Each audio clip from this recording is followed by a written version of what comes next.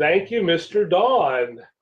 We have been studying covenant, and we stumbled on a few things concerning God's promise to Abraham, and I thought it was pretty cool.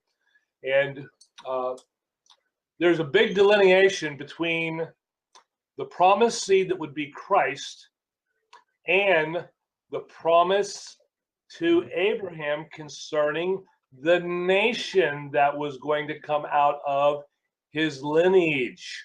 And if we read the word carefully and do a few things, we can actually see those differences.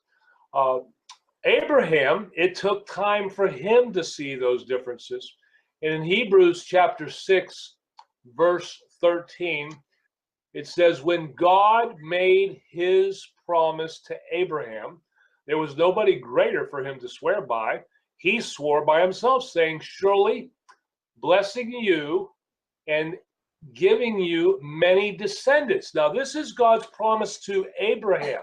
If we take a quick look at this in an interlinear, we see that there is no word descendant there, that it was added to the text.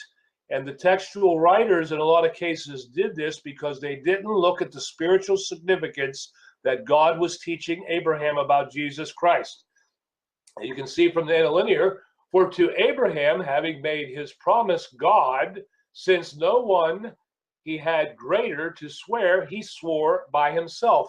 Nothing in there delineating about his descendants, because his promise to Abraham was distinctly independent from his promise of Christ, of the Redeemer.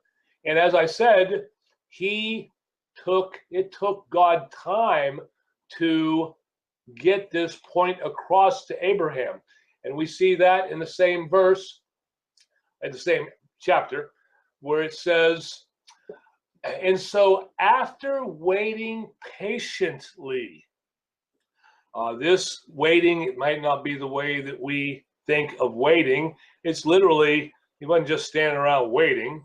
After waiting patiently, after sticking with God through the process, after being patient in his service toward God, faithfulness is indicated here.